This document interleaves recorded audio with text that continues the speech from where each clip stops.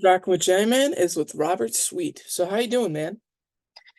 I'm doing good, buddy. It's a hot, sunny day out here in Las Vegas, and I'm packing up, getting ready to leave in 2 days to go to Nashville to start rehearsing. We got two rehearsal days out there for the acoustic tour, and then I'm gone for a month on that one. How's life treating you? Well, I'm still here. I'm pretty good. I got my wife and my family, and I'm doing pretty good, man. So how is everyone doing in the band? I know there are some health issues and with Oz and your brother like that.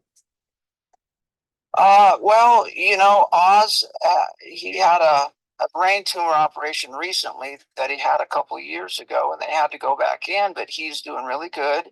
He's recovering. He's okay. My brother had a detached retina in his eye, and that was, bothersome to him. But, he's had a lot of work done on it and seems to be getting a lot better. So I would say, we're doing all right. That is so awesome, man. I'm so happy that he's doing well. That is glad. Oh, me too. So now, when you first heard of your brother having surgery, I know that the first thoughts were making sure he was going to be okay, but after, were you concerned about how it might affect his voice at all? Oh, let's see, the voice operation. Yes, that's correct, because he also had an operation on one of his eyes. Well, we were all a little concerned with that. I mean, he is the voice of the band, so, you know, there would be no Stryper without Michael. So, yeah, we were concerned, but, it doesn't seem to have affected him at all. Now, is that why you guys are doing the acoustic tour so you can still go out and perform and make it easier on his voice to make sure everything is still okay? No, not at all. We've actually done the acoustic thing before. We've probably had probably 10 acoustic shows in the past, and we kind of liked it. It's a little bit different than the real wild loud stuff, which we're also going to do this year. But it's just kind of a more intimate setting, closer to the crowd, and I don't want to say toned down. I'm playing a real drum set. It's just small, but I think everyone will really be surprised when they hear it and see it. It's a lot of fun. It really is. Now, what can fans accept from the acoustic version of Stryper? What can they expect? Yes. Well, let's see. You're going to hear a lot of the songs that you've heard live, and I'm sure some that you haven't. Um, but you'll still hear the songs you like. I mean, if you can imagine hearing, say, "Soldiers Under Command" done acoustically, we actually do it though. So it's a lot of the songs you love, and probably some other ones. I got to relook at the list again. That maybe you don't expect us to play, but we'll go out there and work it all out in Nashville and figure out which ones we're going to play. But you'll have a good time with it. And you're putting out an acoustic album and live stream, is that right? Yes, yes, we did an acoustic record. It just kind of happened.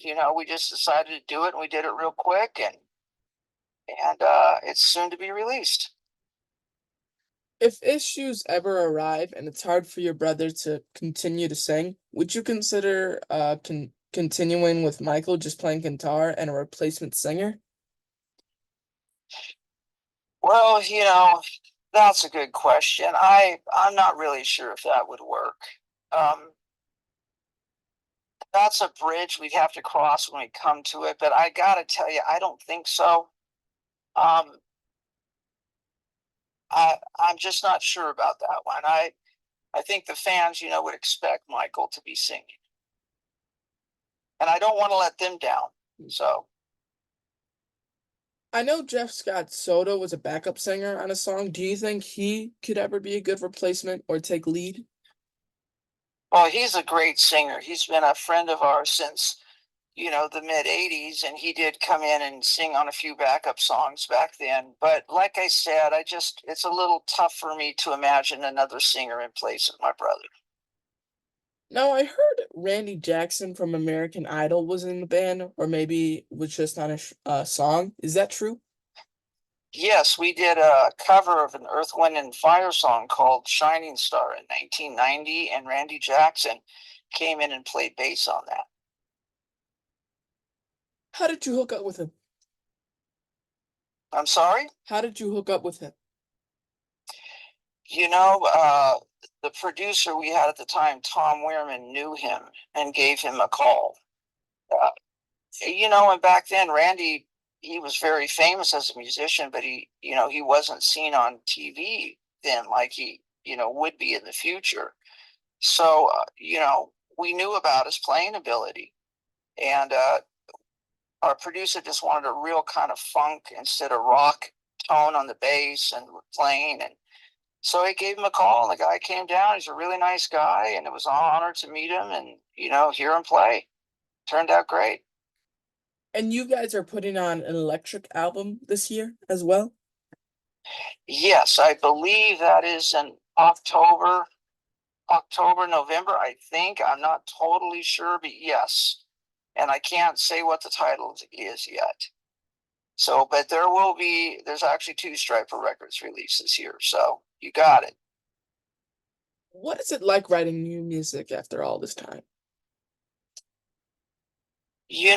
Michael's pretty much the music man. He usually comes up with the ideas, and, every now and then I'll write some lyrics, or, Oz will come in with a couple tunes. But most of the time, that's Michael has a real gift with songwriting. He really enjoys it. He kind of lives for that. Music is always in his head, and music's always in my head too. But I think, being a singer and guitar player, it's a thing of his that he just lives every day. So usually, he's the music guy behind everything.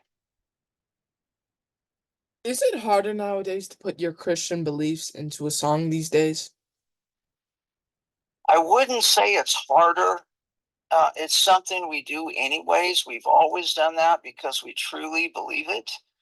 But at the same time, I'll be honest with you, it's always been hard because it made the road really rough for us when we first came out. And a matter of fact, we've had people come up and say, "Man, if you guys didn't have the Christian thing going on, you would have probably had 10 times the success because you're a band that everyone loves, but everyone doesn't understand the Christian thing." So I think in certain ways it kind of hurt us, but it was worth it for us because we believe, in Jesus. We believe that the words that are put out there are altering people's lives because we've been told that like hundreds and maybe thousands, 10 thousands of times.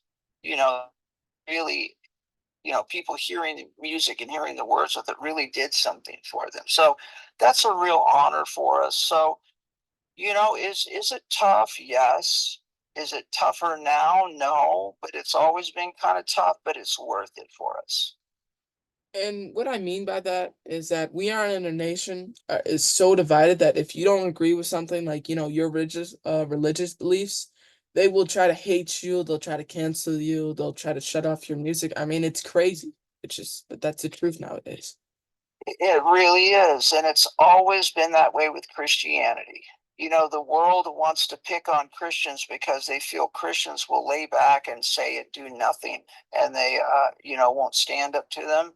And I think sometimes we have to realize that we have to stand up and be courageous. And I'm not necessarily patting ourselves on the back, but I will say I feel the Holy Spirit gave us the courage to go and do this because, man, unless God touches you to do it, don't do what we've done because it is tough. But, by all means, if you feel God's Spirit has touched you and this is a purpose for your life, then go at it with full gusto. But it's always been hard since day one, since Jesus showed up. And the sad part of it is Jesus kind of told us it would be tough. But, when we leave this world, that there would be, you know, reward in heaven waiting for us. And, we know the reality of Jesus. So we want to see that touch people's lives. I mean, in my school, we can't even mention God anymore. Like you get like you can't even say that you're a Christian because people say it's offensive to mention it in other schools and stuff like that. And I don't Yeah, I have to be honest with you. I don't care much for the public schools. They would probably welcome, people saying they were Muslims. But if you say you're a Christian, no way. And that's too bad because this nation was built on Christianity. And we get our laws from the Ten Commandments. Um, it's a shame, but the Bible kind of said it was going to happen.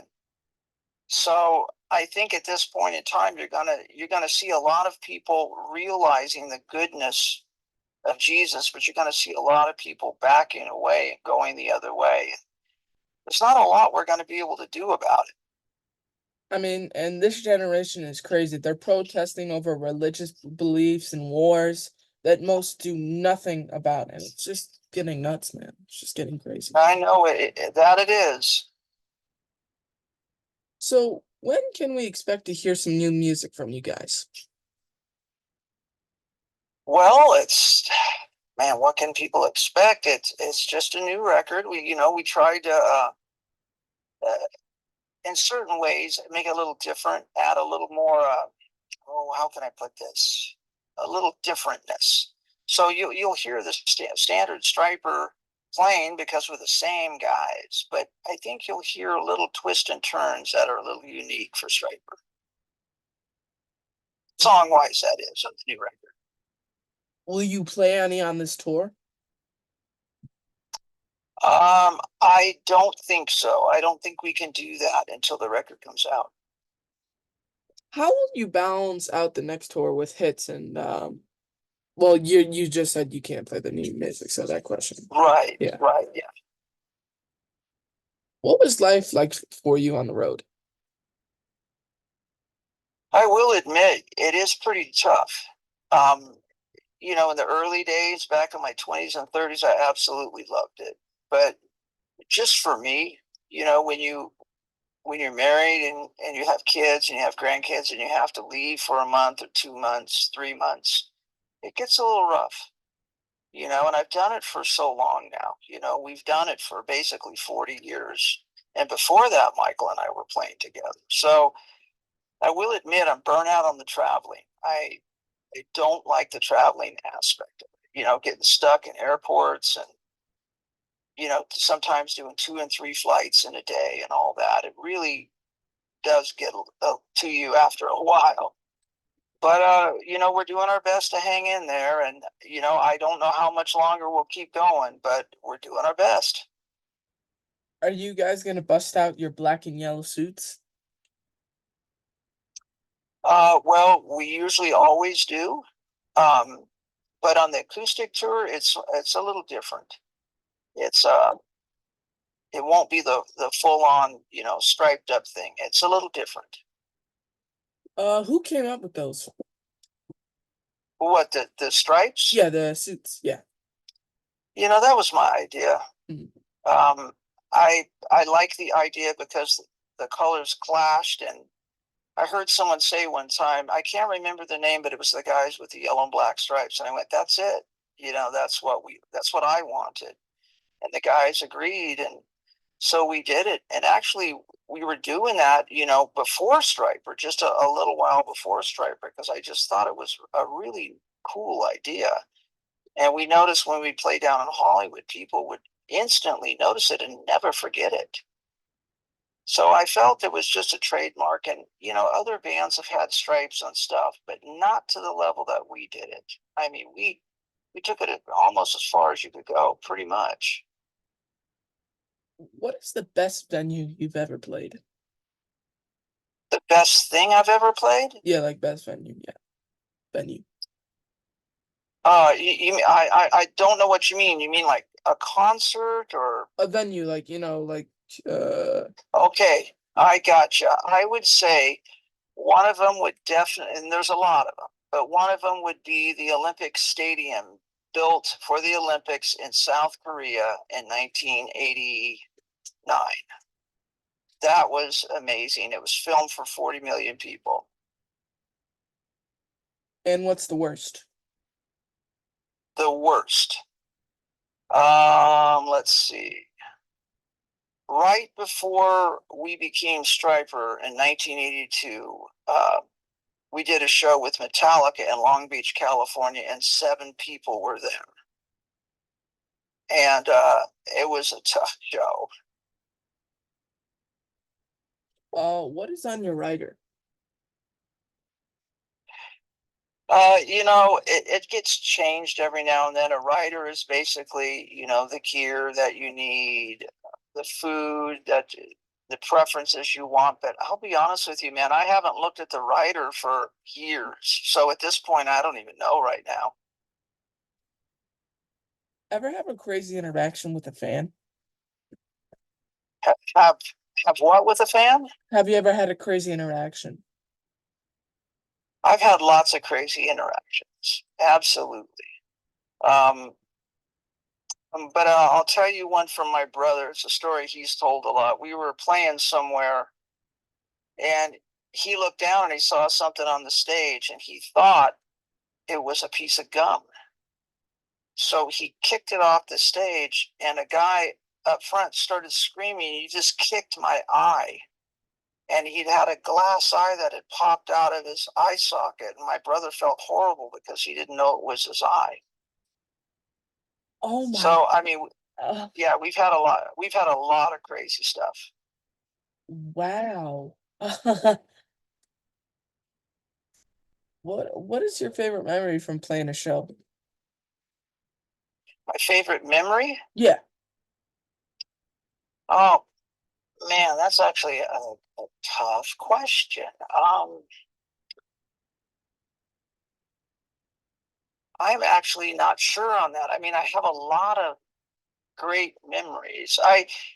One of them is we went down to Mexico for the first time right before the pandemic. It was about a week before the lockdown happened. And we did 5 sold out shows down there, like 8 to 10,000 people a show. And I was just stunned because I'd had so many people telling me how dangerous Mexico was and how careful we had to be and the gear could get stolen. And I'm sure all that's true. But it was such a wonderful time, and we were so blown away by the people of Mexico. It was like I was back in the 80s again. I mean, it was incredible. So that's definitely one of them. I got a lot of them, but that's one of them. What is your worst? One of the worst. Okay, and this could have been tragic. It could have killed both my brother and I got a lot of those too. But we were playing a death metal concert in 1989, I think in Holland. And we were in the middle of a song. My brother threw himself forward, and I saw a gigantic chain with a padlock on it fly over his head, and it hit me in the left ankle in the middle of a song. And my left ankle still hurts today. I know it's from that. And when I bent forward to look down at my leg, a full jar of mayonnaise with the lid on it smashed into the wall right behind me. So if those would have hit, my brother and I would have killed us. How that even happened? Because the crowd was insane and wild, and half the crowd, was, like pro devil kind of thing, and half the crowd was Oh, pro striper, and they were beating each other up, and it came close to a riot, and it was just insane. what is next for you? What is next? I'm not sure. A lot of the times with Striper, it's kind of been a road that it's like going down the black road with the yellow stripe in the middle, like what you see at the end of Terminator 2, and it's kind of unknown. Um, all I know right now is I'm doing 2 tours this year, and we're going to get through that and see what happens. How do my followers follow you? I'm sorry? How do my followers follow you? Well, there is a, striper.com website. I'm not online a lot because in the past, man, I had a lot of crazy fans where it got a little scary, and I just decided not to do it. Um, Part of me wishes I would have, but the other part of me goes, no, no, no, don't open the door again because it got a little nuts for me. But I guess just go to Stryper.com, check it out, listen to what's going on, and I, I, I guess that's it. Any cool merch? Any cool merch? Yeah. I'm sorry, I don't know why it's hard to hear you at times. We always have cool merch, and we've always got new stuff coming because it sells out so fast. We have lots of really great merch. No, you gotta hook up your boy with some fresh gear, man. Come on now, man. Well, just stay in contact and we'll see what happens, okay? What is your definition of success? Being happy with what you do and while you're able to make a living at it. Everyone has to figure out how to make a living. And, most people are very unhappy in that way. And, you have to feel like you're doing something with your life. It's a purpose, it has a meaning to it. And a lot of people feel there's no meaning. They're just working a job and they can't, barely make it. And they feel like there's really no purpose. And I understand that. I mean, I've had jobs before that were awful before Stryper had success. But I would say that's the meaning of success. You're happy with what you do, you're able to make a living at it, and there's purpose and meaning with it, and you get to do it with people that you prefer and that you love. Now, in your career, do you think you ever met that definition? Um, have what kind of definition? Have you ever met your definition of success? Like, have you made yourself? Have I? Yes. Yes, I have. But I classify it as like a roller coaster, which is kind of how the music business is today. Back in the 80s, oh my God, it was like, there was a time where I felt like, okay, we've done it. And, you have those down times. Every band does. You have extreme success, and then it's like the roller coaster hits the peak, and then you go down, and then you come back up again, because it is a crazy business, a lot crazier than people understand. And it can be pretty tough. There's a lot of stress involved with it that you'd never know is there until you do it. But I would say yes. I mean, if you think about it, less than 1% of bands that are put together have success, less than 1%. And, we had a lot of things blocking our way because of our message, but we still had success. We still got to sell millions of records. We still got to, travel the world over and over and over and over again. And so, in that way, we've seen it touch people's lives. And so, in that sense, we're really blessed. One question time, you're on death row and it's time for your final meal. What is on the menu? What, for my last meal? Yes. Boy, that is a unique question, huh? Um, I would probably say a Tommy's chili and cheeseburger with onion rings and a Diet Coke. That's it. Maybe throw in a vanilla shake afterwards. Yeah, that's a meal right there. That's good. What was the first extravagant purchase you made after becoming successful? First extravagant purchase. Well, let me see. Besides drum sets, I would say 1985. I'd gotten home from the Soldiers Under Command tour, and I think I had like 20 grand in my pocket, which back then that was like 50 grand. And I went out and bought myself a brand new IROC Camaro. Because before that, I had cars, but they were older and, you have problems with them and stuff. And I went out and paid cash for 1985 New Year's Eve, got myself a brand new black IROC Camaro loaded with every option. And I was just stunned. It was like I went from, cars that were breaking down and weren't reliable to a brand new top of the line IROC Camaro that was paid off. It's awesome, man.